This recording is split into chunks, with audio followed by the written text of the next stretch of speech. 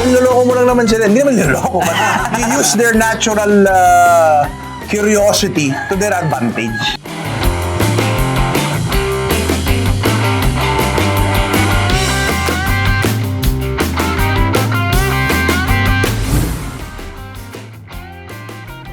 So ayun mga ka-idol, nandito na tayo. Tayo ay maglalakad na papuntang clubhouse. Clubhouse ba, pre? Basta kung saan magkikita-kita yung mga vloggers. Kalawak naman. Ayan, mga bulik oh. Ang linis ano? Ang linis ng farm no?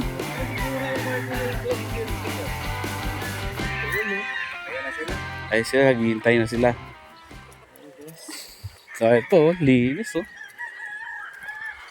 Ganda pala ng drone to no? Siyempre kasama natin ang ating postbong, Brother Kiki, Will Castro, Yams TV, Morning. Yariki.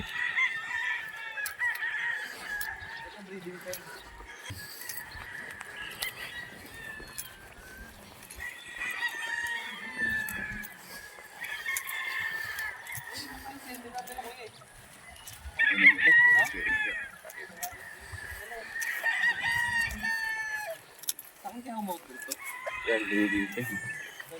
Malambat.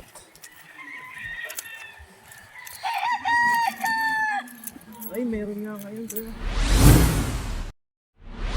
Good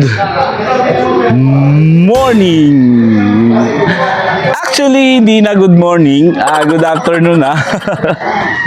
Ayun, kakatapos lang natin kumain. So, ngayon lang tayo nakapag-intro mga ka-idol dahil pagdating natin, busy agad tayo. Kumuha ka agad tayo ng mga video na ipapakita natin ngayon. Kasi nga, mamaya, yan, tulad ngayon, mainit na. So, kaninang umaga, medyo malilim, kaya nakuha na natin ngayon. So, yun nga pala mga ka-idol, nandito pala tayo ngayon sa Sagupaan Game Farm kay Sir Patrick Antonio.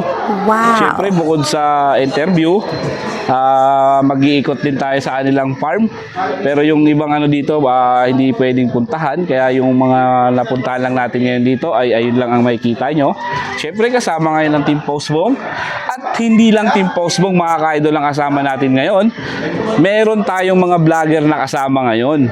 Dahil merong Vloggers Fest ngayon dito sa Sagupaan Game Farm. So tara mga ka-idol, let's go! Samahan nyo ako at tayo'y lalamyarda na. Oops! Papakita ko muna ang aerial footage ng Sagupaan Game Farm. Ayan na.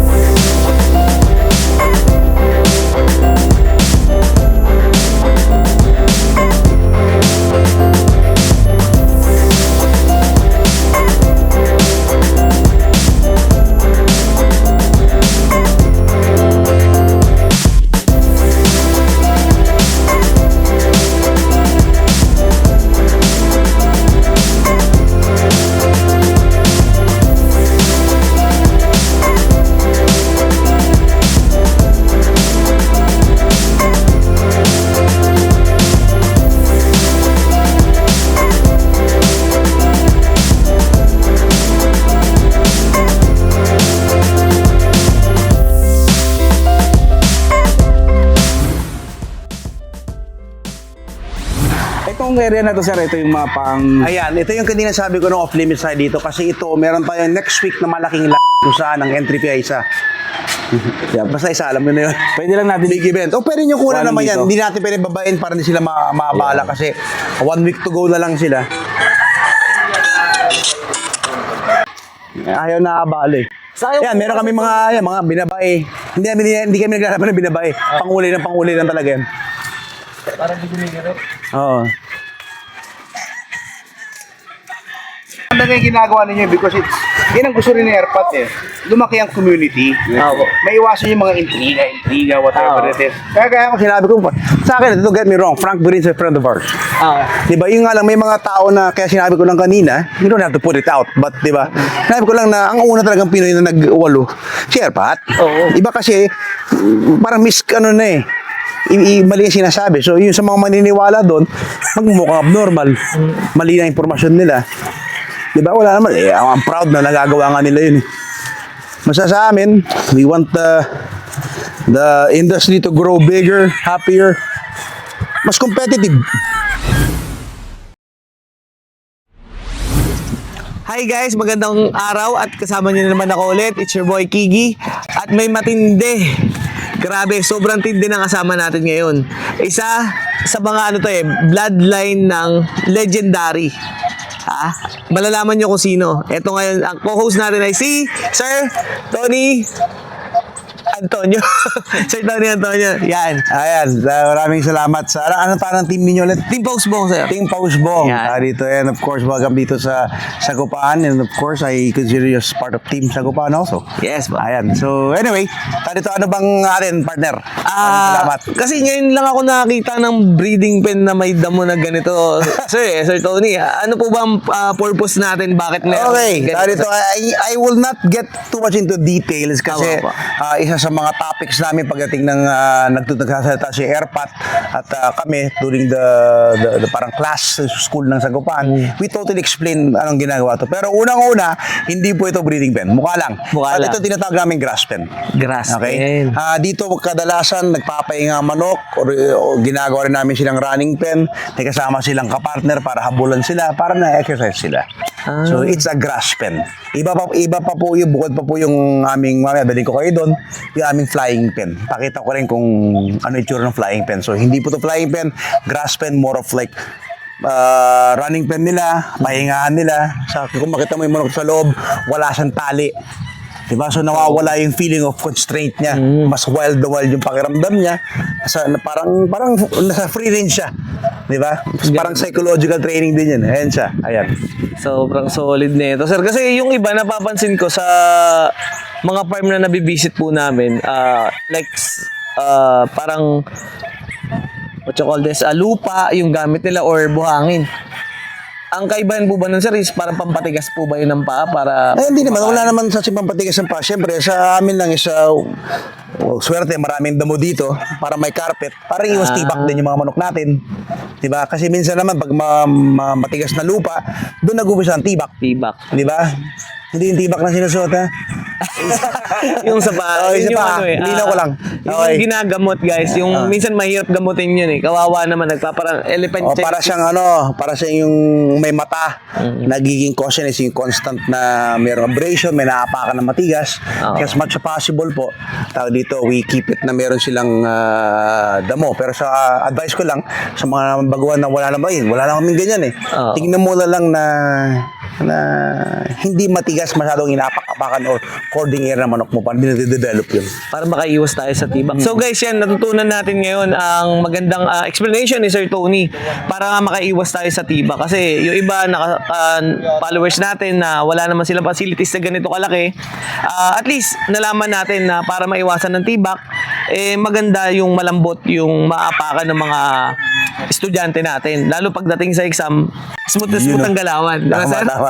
Salamat, Sir Tony, sa knowledge na natutunan very po much namin at welcome. may share natin sa mga followers Kung gusto natin. nyo, pakita ko rin sa inyo para makita nating viewers yung difference ng grass pen sa ng flying pen. Tara, Yun. tama ka. Tara, let's go! Ang dami pa dyan, yung mga ibang kandidato pa dyan. Grabe, ang daming candidates, no? Ito parang Dan Gray na... Hindi pa nagbababa kasi lang. Dito rin po yun malapit, sir, or dun sa Cagayan? Hindi, sa San Pablo naman yun. San Pablo, Laguna. Malamig klima dun, sir, ah. Parang ganito rin. Pero yun ang magsawan naging bago ito. Doon sa time kasi ito, pinahinga namin. During the pandemic, napahinga namin nila dati ito. And then, na parang sayang naman, lalagiging focus na doon. Saka ang problema, ang hirap pumunta doon eh. Doon sa isang farm, medyo malayo. Saka dad, na madalas na nagpupunta ng farm. Andyan na siya ngayon. Kaya ang ganda nga ng bahay na dyan. Diyan na siya nagpapahinga madalas. Alam mo naman si Erpat, sabi pag nagretiro ako, ay nang bahala dyan.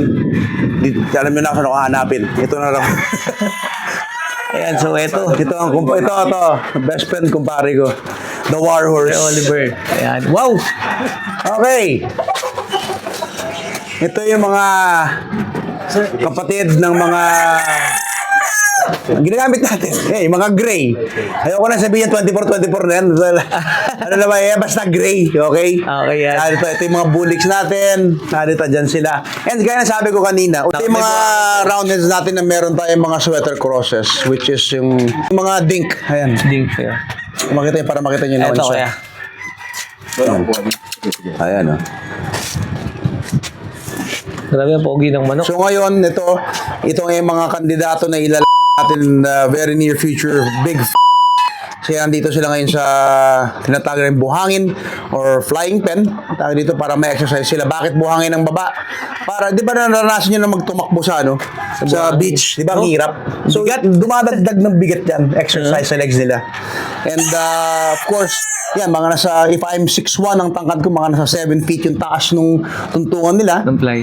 Ayan. So, yan ang tinatarget nila. Kaya ito rin rason sa mga baguhan kung pagkataka sila bakit yung sinasaran yan. Ito. Kung bakit sinasaran nito. Ang mga manok are, well, they are naturally curious animals, di ba? Lalo yan, pag yung bagong lapag yan dito, wala siyang makita dito eh. So parang, ano yung batang dilim? Pero may maingay sa labas. Gagawin niya. Lilipad ako. Titignan. Okay. Isa pa nga ako, minsan ginagawa ko sa may mga tamad-tamad na ganyan, kapag ako nung inahin, bababa ko sa papan. So, uy! Sasabihin niya, Chicks, lipad. Bababa. Wala na naman. Akit na naman siya. Uy, Chicks, nandiyan ka pala. Bababa. Pasaan na naman siya? Di niya alam ngayon, akit baba siya. Na-exercise ngayon yung kanyang Na-improve yung muscles niya. Parang niloloko mo lang naman sila. Hindi naman niloloko. But they use their natural curiosity to their advantage. Di ba? Yun. Ayan po. Pangalawang tips na yan, guys. Ang dami nyo nang natutunan. Grabe. In one interview lang. Kasi yung iba, kailangan babayaran mo pa yun sa school nila eh. Tama sa di ba? Pero dito, grabe. Pati sa libre school lang na sa natin. Kupahan, pag kayo nag-enroll naman in the future tayo dito, mas detalyado pa. Yun. And isa pa, yung last day namin, walang iba magkasalita. Sabi nga na, the living legend, si Erpat. Sabi mismo mag-explain ng kanyang selection techniques, ano mga Actually, wala naman sikreto. Marami nagulat, yun pala yun. But it's the way you implement the techniques, ika nga. Pero walang sikreto po. Hindi kami naniwala sikreto. It's the way you implement. Kaya guys, sa mga naku-curious dyan, imagine nyo, napaka-basic lang pala nung mga sikreto na yan. Di ba, Sir Tony? Sipag at syaga talaga. Yun. Saka talaga yung mata ni Erpat. Ako, I'm already 51 years old, but there's something that meron siyang nakikita na minsan hindi mo makikita. Andun, yung sinasabi para may third eye. Parang it's a gift. Hindi pigsa, third eye. Third eye. Meron talaga, may ganun talaga tao, talent eh. Diba? Which I am very proud of na I'm lucky na father ko siya. Diba? And every day, until now, maski na ganito ko edad na ako, kami nila Oliver, pag turuan niya, nakala mo, para kami mga baguhan din nagmamanok. But it's okay, we accept that. Diba? That's part of everything. And he likes teaching people. Yan ang gusto ko sa kanya. Okay? So, ayan ang ating flying pen or buhangin. Pag sinabi na dali mo sa buhangin yan. Ayan, ito na yun. Ito na, automatic. So guys, ayan, napakadali palang matutunan ng mga ganitong basic na method. So, kung nagsisimula tayo and then wala tayo masyadong space at kulang pa tayo, siguro kailangan pag-ipunan muna natin ng konti. Kasi papasok tayo sa ganitong larangan, kailangan talaga mag-ipon. Tama sir, no? Yes, Tulad ng advice yung kanina. Sa advice ko naman is kasi kaya nang baka masyak yung ating mga bago ng kailangan mo ng grass pen.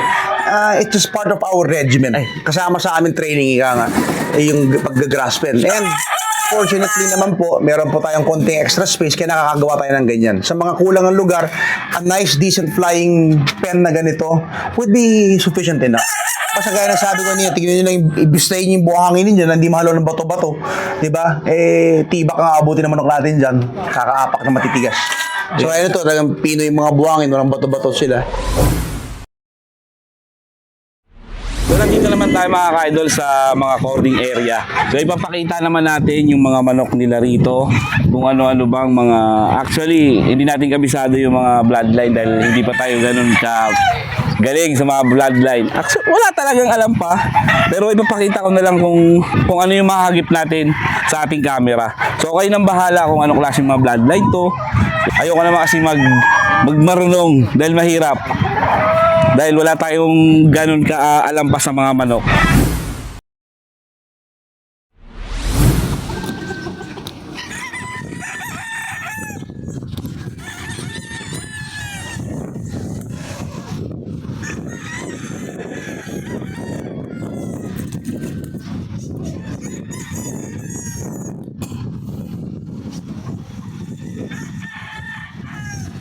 Ganda ng mga manok nila. Oh. Ay, may mga markings sila. No kaya yan? Pagka may mga ganyang markings. Pakita pa natin yung iba.